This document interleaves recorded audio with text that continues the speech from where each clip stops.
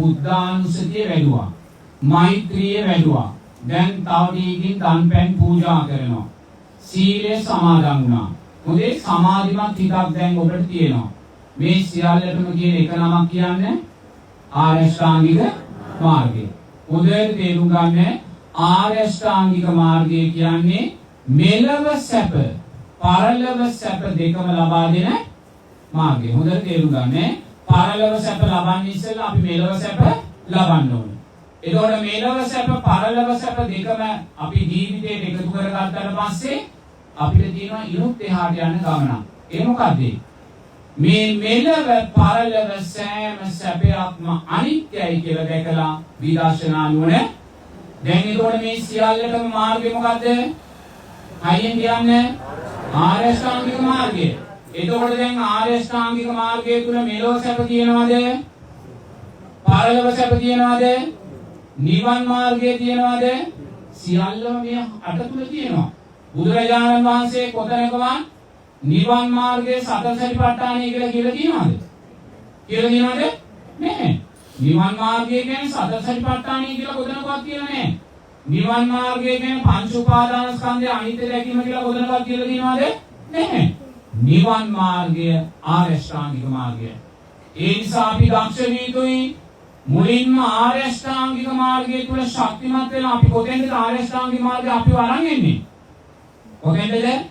දැන් සම්මා දිට්ඨියෙන් අපිට දෙවියන් කෙරෙහි ශ්‍රද්ධාව ඇති කරගන්නවා. කර්මයේ කර්මඵල විශ්වාසය. සම්මා සංකප්ප තුලින් මොකද දෙන්නේ? මෛත්‍රිය. මෛත්‍රිය දෙනවා නික්කම්ම සංකප්පේ. නික්කම්ම කියන්නේ මොකද්ද? ලෝභ, දේශ, මෝහ අපාරිනවා. ඒවා තුනී කරගෙන තමයි මාර්ගේ පල්ලෙහාට එන්නේ. බලන්න මේ කොච්චර සුන්දර ධර්මයක් කියලා. දැන් අපි හිතන්නේ අතහැරීම කියන කාරණේ අන්තිමට කියලානේ. අතහරින්න නම් ඔබේ සියල්ල අවසාන වෙන්න එපා. නමුත් බුදුරජාණන් වහන්සේ නෙක්ඛම්ම සංකප්පය පනවන්නේ දෙවෙනි මාර්ගාංගයට. හොඳට තේරුම් ගන්න. එක සම්මා දිට්ඨිය දෙවියන් කෙරෙහි ශ්‍රද්ධාව මුල් වෙන්නේ. දෙක නෙක්ඛම්මය අවිහිංසා සංකප්ප අව්‍යාපාද සංකප්ප නෙක්ඛම්මය සම්මා සංකප්ප. එහෙනම් නෙක්ඛම්මයේ එන්න ඕනේ අවසානෙට නෙමෙයි. දෙවෙනි මාර්ගාංගෙ තියෙන්නේ. ඇයි බුදුරජාණන් වහන්සේ දෙවෙනි මාර්ගාංගේ පනවන්නේ? නෙක්ඛම්මය. අපි වඩන මෛත්‍රිය, ඊට පස්සේ අපි වඩන සීලය, ඊට පස්සේ අපි කරන පින්කම්, ඊළඟට අපි තුල වැඩෙන සතිය, අපි තුල වැඩෙන සමාධිය, මේවා මමය, මගේ ආත්මය කියලා ගත්තොත් අපිට කවදාකවත් සම්මා සමාධියට යන්නේ නැහැ. එහෙනම් ඔබ පින්කම් කරන්න ඕනේ නෙක්ඛම්ම සංකප්පේ වඩමින්. ඔබ සීලය තුල ඉන්න ඕනේ නෙක්ඛම්ම සංකප්පේ වඩමින්. ඔබ මෛත්‍රිය තුල ඉන්න ඕනේ නෙක්ඛම්මේ සංකප්පේ වැඩෙන විදිහට. ඔබ පින්කම් කරන්න ඕනේ නෙක්ඛම්ම සංකප්පේ වැඩෙන විදිහට. ඔබ සීලය මගේ ආත්මය කියලා ආත්මීය දෘෂ්ටියෙන් ගත්තොත් එන්න නෙක්ඛම්මේ කියනවාද? ඔබ මෛත්‍රිය නිසා මාන්නයටපත් වෙනවා නෙක්ඛම්මේ කියනවාද? ඔබ මහා පින්කම් කරනවා කියලා මාන්නයටපත් වෙනවා ඔබ තුන නෙක්ඛම්මේ කියනවාද? කවදාකවත් සම්මා සමාධියට යන්නේ බැහැ. ඒ නිසා මේක සුන්දර මාර්ගයක්. ඒ මාර්ගය තුල බුදුරජාණන් වහන්සේ දෙවණියට පනවන්නේ මෛත්‍රිය. ඇයි ඒ? මෛත්‍රියට ආනිසංස කීයද? 11යි. මෛත්‍රියට ආනිසංස 11ක්. ඇයි බුදුරජාණන් වහන්සේ මුලින්ම මෛත්‍රිය දෙන්නේ?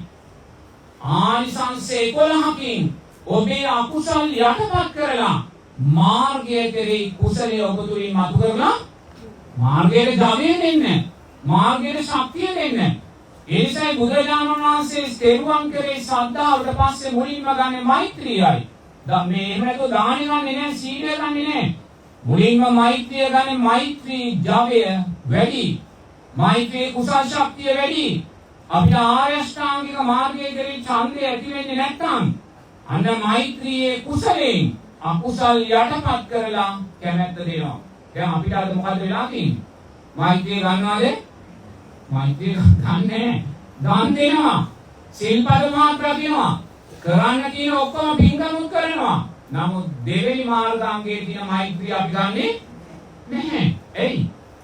දෙවෙනි මාර්ගාංගයේ තියෙන මෛත්‍රිය අපි ගන්නෙ නැත්තේ ඇයි? පළවෙනි මාර්ගාංගය දුර්වලයි. ඒක තේරුම් ගන්න ඕනේ. හොඳට තේරුම් ගන්න. මේක නිවැරදි කරගන්න නම් මේක තේරුම් ගන්න ඕනේ.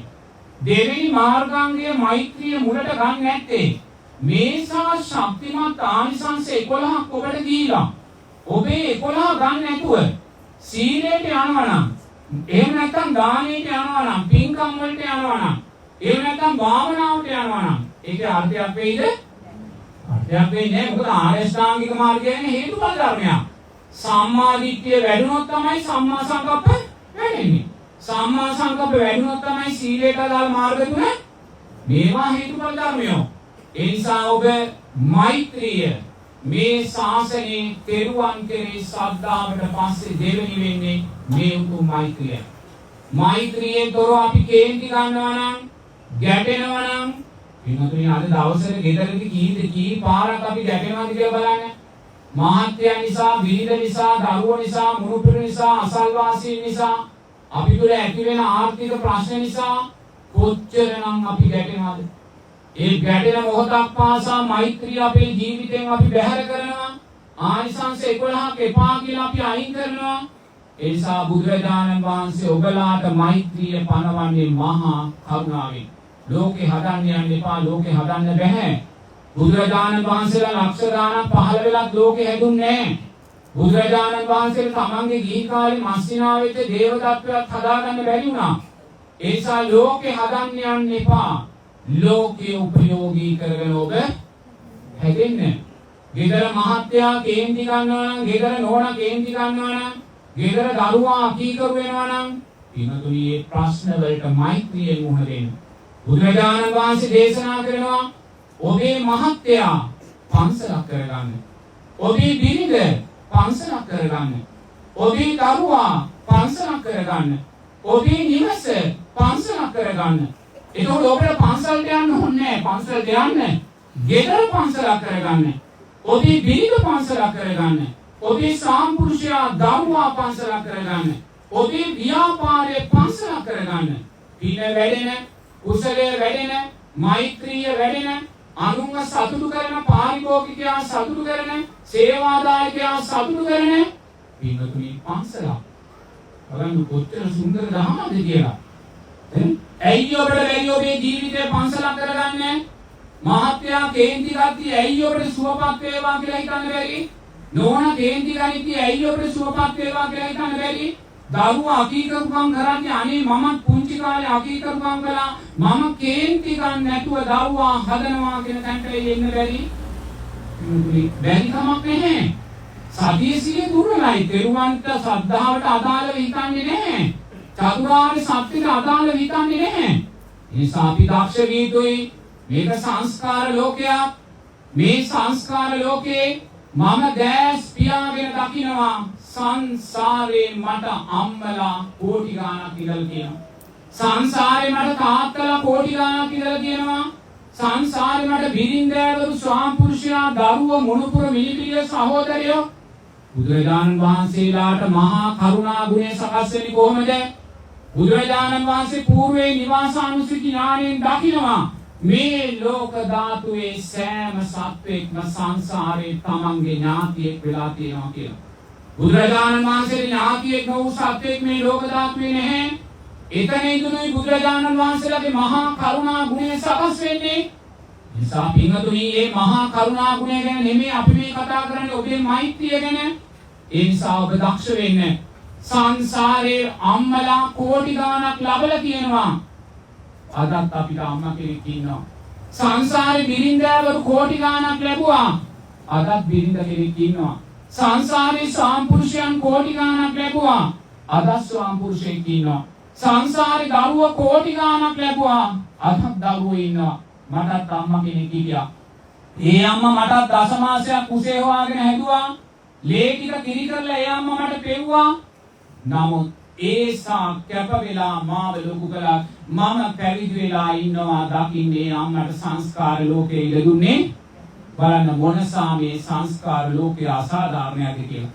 අරසා වේස මහන්සි වෙලා කැප වෙලා ලොකු කරලා අවසානයේ අපිව පැවිදි වෙලා ඉන්නවා දකින්නත් මේ සංස්කාර ලෝකේ අම්මා තාත්තා ඉලදුන්නේ.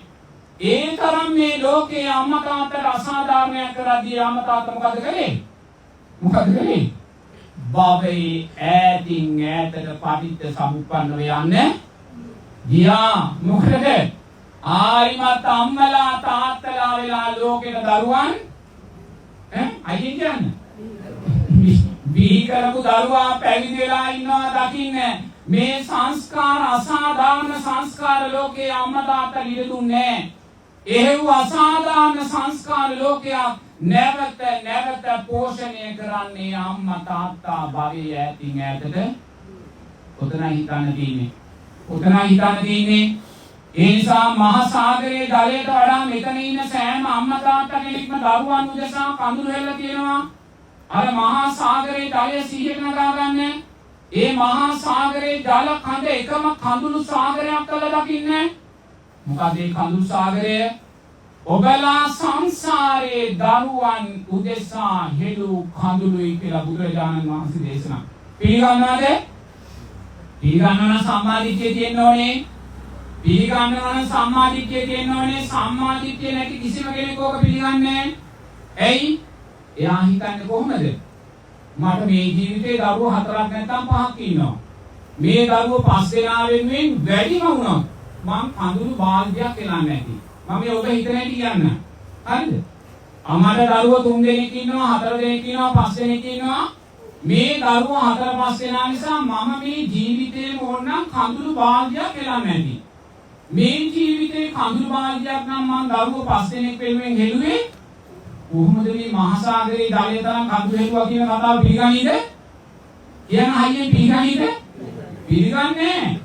ඇයි තමන් තුලින් දකින්නේ ධර්මයේ තුලින් දකින්නේ එහෙම දකින්න අදාළ තාම මේ සංස්කාර ශක්තිය අපි ඇති කරගෙන නැහැ විදර්ශනා නුවණ ඇති කරගෙන නැහැ එයා හිතන්නේ මම දරුව 5ක් හැදුවා කඳුළු බාල්දියක් ඕන වැඩි මෙහෙලන්නේ නැති මේ පාදේනාගෙන මේ සාගරයක් තරම් කඳුළු හෙළුවේ දැන් එක අම්මා කෙනෙක් හිටියා ඒ අම්මාට දරුවෝ 4ක් නැත්නම් 5ක් හිටියා ඒ අම්මාගේ මුළු ජීවිතේම කැපකලේ දරුවන් උදෙසා හරිද? දරුවන්ට පාඩම් කෙරෙව්වා, උයලා දුන්නා, කන්න දුන්නා, ඉස්කෝලේ අරන් ගියා, ටියුෂන් අරන් ගියා.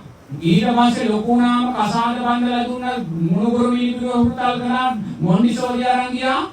පන්සලට ගියාද? නෑ. සීල් සමාදන් වුණාද? නෑ. දන් දුන්නාද? නෑ. දරුවෝ මත්තේම ජීවිතේ කැප කළා. දරුවෝ මත්තේම ජීවිතේ කැප කරා. කඳුළු බාල්දියක් එළුවද? වැඩි වුණත් බාල්දියක් එලන්නේ ඇති. දැන් දරුවෝ මත්තේම ජීවිතේ කැප කරලා දරුවෝ ලොකු වෙලා මුණුබුරු හදලා මේ අම්මා ඇස් දෙක පියාගන්නවා ඒ කියන්නේ මැරෙන වෙලාවේ 100ට නගා ගන්න කුසලයක් තිබ්බද? දානයක් තිබ්බද? සීලයක් තිබ්බද? පන්සලකට ගියාද? පිළිකරක් පූජා කළාද? උපාදානිය උනේ දරුවෝ ටිකමයි. මොකද උනේ? ඒ ගෙදරම ප්‍රේතියක් වෙලා ඉපදුනා. දැන් ප්‍රේතියක් වෙලා ඉපදුනේ කොයි වගේ ප්‍රේතියක්ද? ඇඳුම් නැහැ, කන්නේ නැහැ. එයි. දන් දුන්නේ නැහැ. ඇඳුමක් වස්ත්‍රයක් කාටවත් දුන්නේ නැහැ. දරුවෝ මත්තේමයි හිටියේ. අවසානයේ දැන් සාරිපුත්ත මහරහතන් වහන්සේගේ අම්මා කෙනෙක් සංසාරේ අම්මා කෙනෙක් සාරිපුත්ත මහරහතන් වහන්සේ ඉදිරියට එනවා ප්‍රේතියක්. නිර්වස්තු වෙන්නේ. නිරාහාර වෙන්නේ. අවුරුදු ලක්ෂ ගාණක් ඈතක පටිච්චසමුප්පන්න අම්මා කෙනෙක්. එතකොට එහෙනම් බලන්න දැන් අර අම්මා දරුවෝ උපාදානය කරගෙන මැරුණා. පින්කලෙත් නෑ, දන් දුන්නෙත් නෑ, පන්සලට ගියෙත් නෑ. අන්තිමට ආහාරත් නැති නිර්වස්ත ප්‍රේතියක් වෙලා දැන් ওই ප්‍රේත ජීවිතේ අවුරුද්දක්ද දෙකක්ද තුනක්ද? අවුරුදු 10 ගාණක් ප්‍රේතියක්. එතකොට මේ ප්‍රේතියක් වෙලා ඒ අම්මා කුසගින්න නිසා හෙළන කඳුළු, නිර්වස්ත භාවයන් නිසා හෙළන කඳුළු, අනිත් ප්‍රේතයන්ගෙන් වෙන්නා වූ පීඩාවන් නිසා හෙළන කඳුළු අයිති කාටද? දරුවන්ට නේද? කාටද අයිති? දරුවා නිසා මේ කඳුළු එලන්නේ හොඳට තේරුම් ගන්න. කඳුළු බාල්දියෙන් විතරක් නවතින්න එපා. දරුවා උපාදානය කරගෙන ඉතින්ද වැටුනේ. දැන් ප්‍රේත ලෝකේ අවුරුදු 10 ගාණක් දුක් විඳලා කඳුළු හෙලලා එතනින් ආයිමත් වැටෙන්නේ තිරිසන් ලෝකෙට. තිරිසන් ලෝකෙට වැටුණාට පස්සේ බුදුරජාණන් වහන්සේ දේශනා කරන තිරිසන් ලෝකේ ඉන්න සෑම සතෙක්ම එකම කුලයේ ආත්ම භාව 500ක්. හොඳට තේරුම් ගන්න. හරකෙක් වෙලා ඉපදුනොත් හරකා මැරෙන වෙලාවේ ධර්මයක් මතක් වෙනවද? එයා දානයක් ගැන දන්නවද? එයාට මතක් වෙන්නේ මොකද්ද? රැළමයි. උපාදානිය වෙන්නේ රැළමයි. හරක් රංචුවක උපදිනවා. ඒ වගේ ආත්ම භාව 500ක්. දැන් අර ප්‍රේතියක් වෙලා දුක් විඳ දරුවෝ නිසා නේද? දැන් එතනින් වැටෙන්නේ තිරිසන් ලෝකෙට. තිරිසන් ලෝකේ එක කුලයක ආත්ම භාව පින්නතුනි තිරිසන් සතෙක් බෙල්ල කපාගෙන මැරෙද්දී අනුන් දවස් 8කට ගොදුරු වෙද්දී ඒ තිරිසන් සතා විඳින දුක විඳින කඳුළු දැන් ඔබට තේරෙනවා දරුවන් උදෙසා සංසාරේ මහා සාගරයට වඩා කඳුළු වගේ විශ්වාසද? ඔතනින් ගිහිල්ලා වැටෙන්නේ නිරේට. නිරේ තියෙන ගින්දරයි යෝධියයි විතරයි වෙන දෙයක් නෑ. නිරේ කියන්නේ නිරයන් 132ක්. බුදුරජාණන් වහන්සේ දේශනා කරනවා. නිරයන් විතරක් 132ක්. නිරේ කියන්නේ මේ මහ පොළවෙන් යොදුන් 10000ක් යට කියන තැනක්. නැතු මේ මනුෂ්‍ය ලෝකේ නෙමෙයි නිරේ. වැරදි විදිහට හිතන්න එපා. යොදුන් 10000ක් යටයි නිරේ තියෙන්නේ. නිරයන් 128ක්. ඉන්නතුනි මම නම් හිතන්නේ මම වෙනුවෙන් මම අම්මලා තාත්තලා වෙලා දරුවන් උදෙසා මහ සාගරේ ජලයට වඩා කඳුළු වෙලා තියෙන එක ඇත්තක්මයි. එයි අපි දකින්නේ මේ ජීවිතේ විතරයි. දරුවෝ උපාදානය කරගෙන සතරයි කතාවට වැටිලා ඒ දරුවෝ නිසා අපි විඳින්නා වූ මහා දුක් ගංගාව අපිට දකින්නේ. නිසා බුදුරජාණන් වහන්සේ ඔබලාට දේශනා කරන්නේ දරුවා පන්සලක් කරගන්න ඇලෙන ගැටෙන තෘෂ්ණාවක් නෙමෙයි. දරුවා පන්සලක් කරගෙන දරුවාට යුතුයකම් පක්ෂය හරියට කරන්න, දරුවාට හොඳට උගන්වන්න, දරුවා ඉහළ වෘත්තිකයක් කරන්න, අම්මා තාත්තා පන්සලක් කරන්න, අම්මා තාත්තට ඔබ තෙරුවන් කෙරෙහි ශ්‍රද්ධාව ඇති කරන්න, සීලේ ශක්තිය කියලා දෙන්න, දානේ ශක්තිය දෙන්න, ප්‍රඥාව අම්මට දෙන්න. අම්මා පන්සලක් වෙනවා. ඔබට පුළුවන් ඔබේ වයෝ වෘද්ධ අම්මා තාත්තා පන්සලක් කරගන්න. කොහොමද පන්සලක් කරගන්නේ? ඔබ ඔබේ අම්මා තාත්තට තෙරුවන් කෙරෙහි ශ්‍රද්ධාව කියලා දෙනවා නම්, සීලේ අර්ථය දෙනවා නම්, දානේ අර්ථය දෙනවා නම්, විදර්ශනාව ගැන කියලා දෙනවා නම් අම්මේ මේ ඇස අනිත්‍යයි. අම්මේ මේ ඇස නිසා සකස් වෙන නිදීමට වැටෙන්න එපා කියලා ඔබ අම්මට කියනවා නම්, අම්මේ මේ කන අනිත්‍යයි. මේ කන නිසා සකස් වෙන නිදීමට වැටෙන්න එපා කියලා ඔබ අම්මට කියනවා නම්, ඉතින් ඔබ අම්මව පන්සලක් කරගත්තා. ඔබ අම්මව පන්සලක් කරගත්තා. ඔබේ සාම්පුරුෂයාට ඔබේ බිරිඳට ඔබ යුතුයකම් ටික අකුරට කරනවා නම්, ප්‍රතිභක්තියෙන් ඔබේ දෙන්න අතර ජීවිතේ ඉදිරියට ගෙනියනවා නම්, එන්නතුනි නෝනා මහත්තයාත් පන්සලක්. නෝනා මහත්තයාත් පන්සලක්. ඔබ ඔබේ දරුවා උපයෝගී කරගත යුත්තේ සතර පායට නෙමෙයි. දරුවා කියන අර්ථේ නිරෝධයට පිනොදුයි. ඔබ ඔබේ අම්මා තාත්තා උපයෝගී කරගත යුත්තේ තවත් අම්මා තාත්තා කෙනෙකුට නෙමෙයි. අම්මා තාත්තා කියන අර්ථේ නිරෝධයට. දැස් පියාගෙන නුවණින් දකින්න. බුදුරජාණන් වහන්සේ ඔබට පණ වෙනවා මෙහෙම දකින්න කියලා. මම බුදුරජාණන් වහන්සේගේ ශ්‍රාවකයෙක් හැටියට දකිනවා. සංසාරේ මම අම්මලා කී කෝටියකට මාව දස මාසයක් කුසේ හොවාගෙන දැරීමේ දුක මම දීලා ඇද්ද? හිතන්න ඔබත්. සංසාරේ මම අම්මලා කී ලක්ෂයකට මාව පටිච්ච සමුප්පන්නව කුසේ දරාගෙන 9 මාසයක් සිටීමේ දුක දෙන්නේ නැද්ද? මම සංසාරේ අම්මලා කී ලක්ෂයකට නොවිඳිනා දුකක් විඳලා මාව මේ ලෝකෙට බිහි කරන්න දෙන්නේ නැද්ද? දුක ඒ අම්මලාට දෙන්නේ නැද්ද? සංසාරේ මම අම්මලා කී ලක්ෂයකගේ ලේ ටික කිරි කරලා බොන්නේ නැද්ද? සංසාරේ මම අම්මා තාත්තලා කී ලක්ෂයකගේ මගේ මුත්‍රා අසුචියේ දෑත්වල තවරන්නේ නැද්ද? හිතන්නේ. දැස් පියාගෙන හිතන්නේ. සංසාරේ ඔබ අම්මලා තාත්තලාට දීලා තියෙන දුක්ඛන්දරාම හිතන්නේ. හිතලා බුදුරජාණන් වහන්සේ කියනවා අදිෂ්ඨානෙකට එන්න. මම නැවත මේ භව ගමනේ කිසිම අම්මා කෙනෙකුට මාව දස මාසයක් කුසේ හොවාගෙන දැරීමේ දුක මම දෙන්නේ නැහැ. සංසාරේ නැවත කිසිම අම්මා කෙනෙකුට නොවිඳිනා දුකක් විඳලා මාව මේ ලෝකෙට බිහි කරන්න මම මේ දුක අම්මා කෙනෙකුට නැවත දෙන්නේ නැහැ. සංසාරේ මම නැවත කිසිම අම්මා කෙනෙක්ගේ ලේ ටික කිරි කරලා බොන්නේ නැහැ. සංසාරේ මම නැවත කිසිම තාත්තා කෙනෙක්ගේ අම්මා කෙනෙක්ගේ දෑත්වල මගේ මුත්‍රා අසුචි මන් තවරන්නේ නැහැ. සංසාරේ මම නැවත කිසිම තාත්තා කෙනෙක්ගේ ශ්‍රමය දහදියෙන් මම පෝෂණය වෙන්නේ නැහැ. එන්න අදිෂ්ඨානයක් ඇති කරගන්න. ඔබේ අදිෂ්ඨානය ඇති කරගත්තොත් ඔබේ ජීවිතය ඔබ පන්සලක් කරගන්න කෙනෙක් වෙනවා. ඔබේ ජීවිතය පන්සලක්, පින වැඩෙන, කුසලය වැඩෙන, විදර්ශනා වැඩෙන, නිවන වැඩෙන පන්සලක් වෙනවා පින්නතුනි. ඒ නිසා මෛත්‍රිය ඔබටයි. දෙවනුව මේ මෛත්‍රිය මේ පුංචි දරුවන්ට, මේ දරුවෝ හොඳින් තේරුම් ගන්න. අපි මේ ජීවත් වෙන සමාජයේ අවිද්‍යාවේ තීව්‍රභාවය නිසාම තෘෂ්ණාව වියරුවක් වෙලා තරගකාරී සමාජයක හැමෝම දුවන්නේ මුදල් පස්සේ. තෘෂ්ණාවේ වියරුවක් මේ සමාජය. චතුරාර්ය සත්‍යයෙන් බැහැර වෙච්ච සමාජයක්. ඒ චතුරාර්ය සත්‍ය බැහැර වෙච්ච තෘෂ්ණාව වියරුවක් වෙච්ච සමාජයේ ලොකුම අභියෝගයට පත් වෙලා තියෙන පාසල් පද්ධතියේ දරුවෝ ටික. හොඳට තේරුම් ගන්න. ඔබලා තරම් මේ සමාජයේ අභියෝගයට ලක් වුණා වූ වෙන පිරිසක් නෑ. මොකද ඔබලාට අභියෝග හඳුනා ගැනීමේ තේරුමක් නෑ, දක්ෂතාවයක් නෑ. දැන් වැඩිහිටියෙකුට අභියෝගයක් එක්කියාට හඳුනා ගන්න පුළුවන්. නමුත් දරුවෙකුට තමන් ඉදිරියේ අභියෝගයක් මතුවෙද්දී ඒ අභියෝගයක් හැටියට ඒ දරුවා අඳුරන්නේ නෑ. එයා ඒ අභියෝගයේ ඉදිරියට උමනාවෙන් යනවා, විනාශ වෙනවා. ඒ නිසා බුදුරජාණන් වහන්සේ මෛත්‍රී ආනිසංසය 11න් එක ආනිසංසයක් තමයි වසවිසෙන් ඔබව ආරක්ෂා. අයියෙන් කියන්නේ එක ආනිසංසය මොකද්ද? වසවිසෙන් ඔබව ආරක්ෂා කරනවා. හොඳට තේරුම් ගන්න. පින්වතුනි, අද මුළු පාරිභෝගික ලෝකයේම එකම වසවිසක් වෙලා.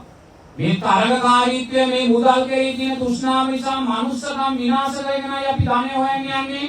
ඒ නිසා මුළු පාරිභෝගික ලෝකයම අද පින්වතුනි වසවිස බවට පත් වෙලා. නමුත් අපි හිතන්නේ මොකද්ද? කුවිනාශකයි, වල්නාශකයි තමයි වසවිස. දැන් බුදුරජාණන් වහන්සේ මිච්ඡා ආජීවයේ පනවද්දි කියනවා වසවිස විකුණන්න එපා. දැන් අපි මේ සිල්පදේ කොහොමද ගන්නෙ? කුවිනාශක විකුණන්න එපා, වල්නාශක විකුණන්න. නමුත් අද කෙහෙල් ගෙඩියක් මිච්ඡා ආජීවයක්, එළවලුවක් මිච්ඡා ආජීවයක්, මාළුවක් මිච්ඡා ආජීවයක්, තේකොළ ටිකක් මිච්ඡා ආජීවයක්, මිරිස් කුඩු ටිකක්, අද සෑම දෙයක්ම වසවිස පිරුණා වූ ලෝකයක් අපි ඉදිරියේ. විශේෂයෙන්ම පුංචි දරුවෝ හැම වෙලාවම කැමති රස දේවල් වලට, ලස්සන දේවල් වලට, විසිතුරු දේවල් වලට. කඩේට ගියොත් අම්මගෙන් ඉල්ලන්නේ අර ලස්සන පැකට් කරලා තියෙන දේවල්. ගෙදර හදලා දෙයක් කන්න අම්මලා කැමති, දරුවෝ කැමති නෑ.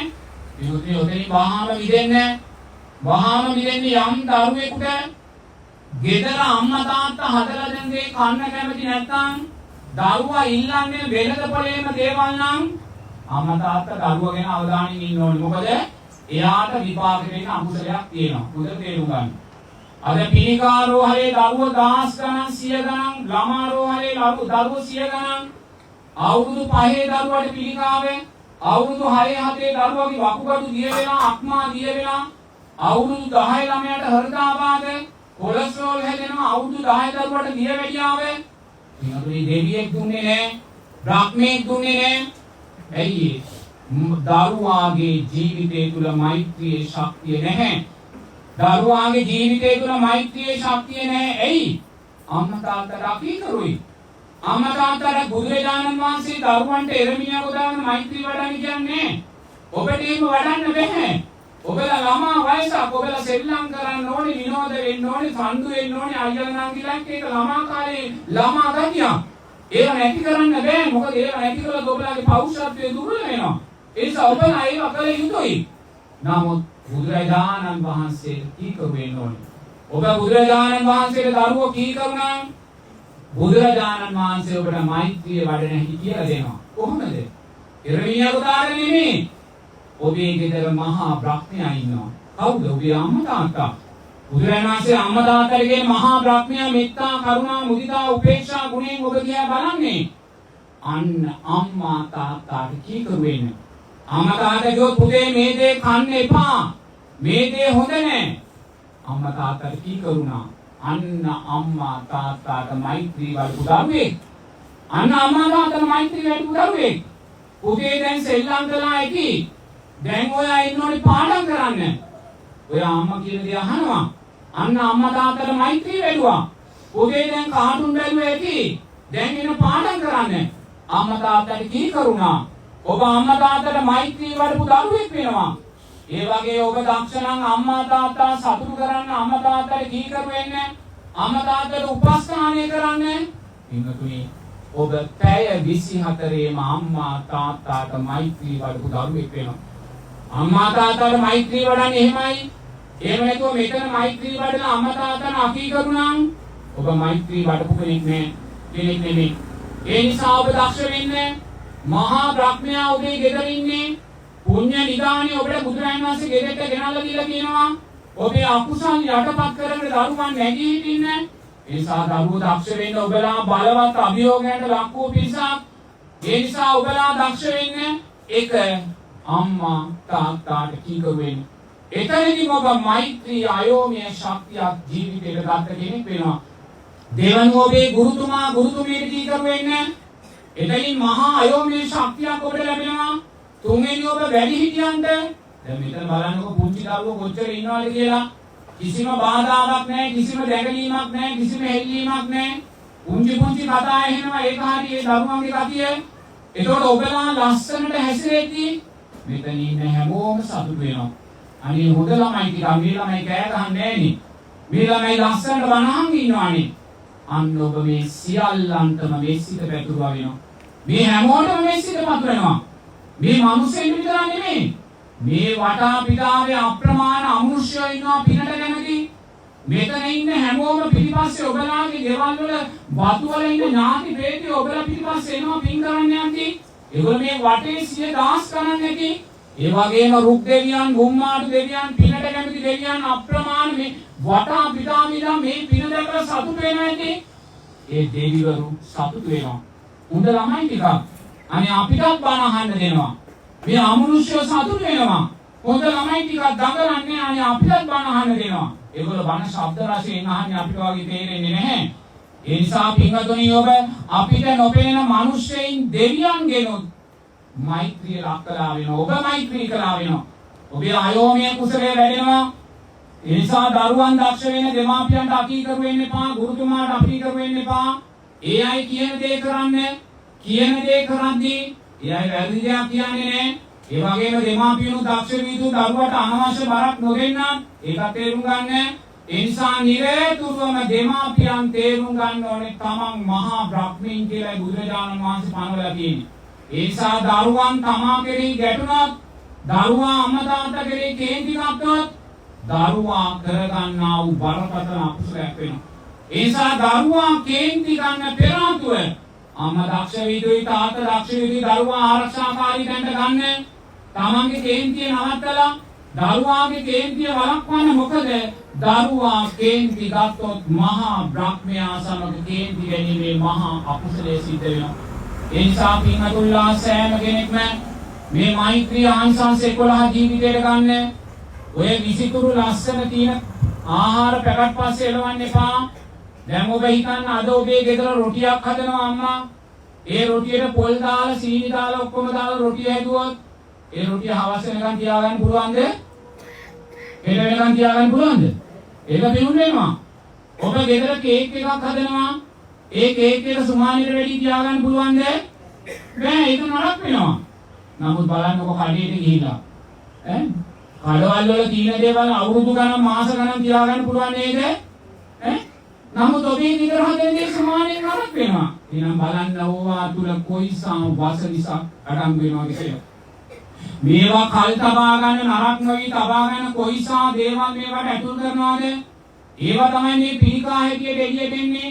වකුගඩු අමාරු හැටියට එළියට එන්නේ. අක්මා රෝග හැටියට එළියට එන්නේ. මොලේ ගෙඩි හැටියට එළියට එන්නේ. දිය වැඩියාම නැත්නම් කොලෙස්ටරෝල් හෘදාබාධ හැටියට. දරුවන් ඉදිරියේ හොඳට මතක තියාගන්න ඕවා වැඩි විග්‍රහ කරන්න බෑ. විග්‍රහ කරොත් අපිට කුපා ගස්සනවා. තේරුණා? ඒ නිසා ඕවා Taman තේරුම් ගන්න දෙමාපියන්ව දරුවන්ට කියලා දෙන්නේ.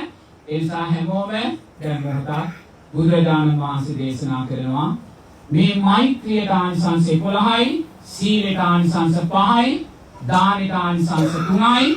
මහණෙනි මේ සියල්ලට වඩා ශ්‍රේෂ්ඨ පුණ්‍ය ශක්තියක් මේ ශාසනයේ මොකක්ද?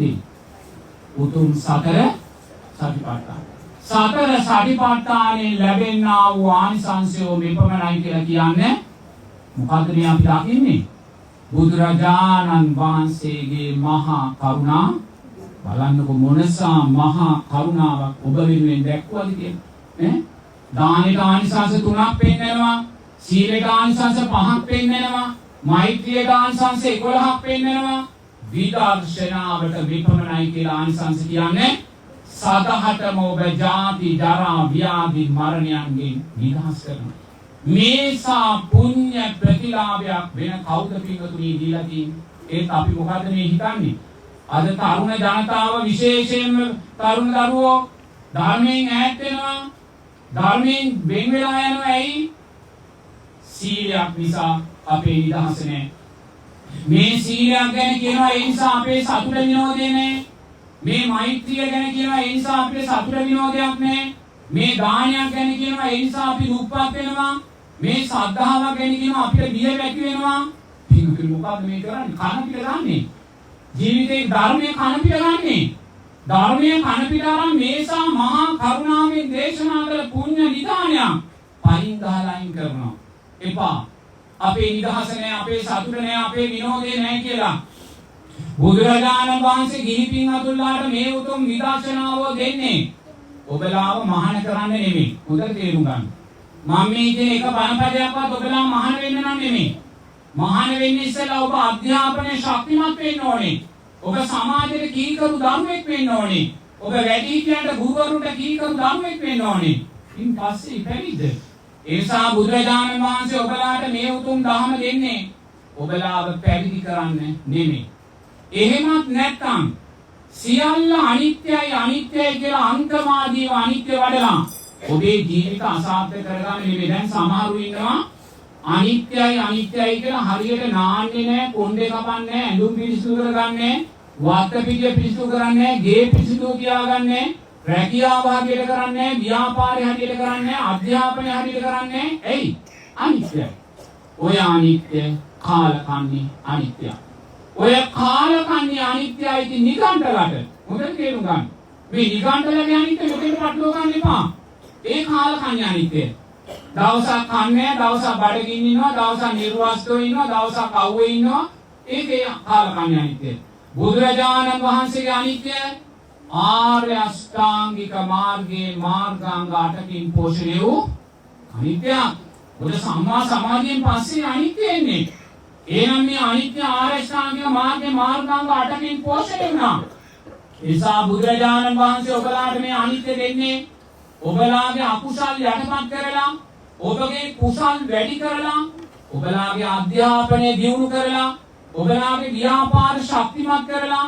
ඔබලාගේ රැකියාව ස්ථාවර කරලා දරුවා ඉහළට අධ්‍යාපනය ලැබලා ඔබලා ශක්තිමත් ආර්ථිකයක් තියෙන පින්වතුන් කරන්න මොකද තේරුම් ගන්න ඔබලා ශක්තිමත් ආර්ථිකයක් තියෙන පින්වතුන් කරන්නේ ඔබලාගේ ආර්ථිකය ශක්තිමත් වුණොත් පමණයි සම්මා සම්බුද්ධ ශාසනය ආරක්ෂාවෙන් මොකද අපි හැපෙන්නේ ඔබලාගේ සිව්පසෙන් ඔබලා ආර්ථිකයෙන් වැටුණොත් ශාසනය වැටෙනවා ඒසා බුදුරජාණන් වහන්සේ මේ උතුම් උපක්‍රමශීලී ධම් දේශනා කළ තියෙන්නේ පින්වතුනි මේ ශාසනය ඊළඟ පරපුරට අරගෙන යන්න එහෙම අරංගිය ශාසනයක් තමයි අවුරුදු 2600ක් මේ ඉන්නේ ඔබලා ආර්ථිකයෙන් වැටුණොත් ඔබලාගේ රැකියාව වැටුණොත් ව්‍යාපාර වැටුණොත් දරුවගේ අධ්‍යාපනය වැටුණොත් ආර්ථිකය වැටෙනවා ශාසනයට පවතින්න බැහැ සංඝයාට මිච්ඡා ආජීවයන්ට යන්න වෙනවා ඒ නිසා බුදුරජාණන් වහන්සේ ඔබලාට මේ උතුම් විදර්ශනාව දෙන්නේ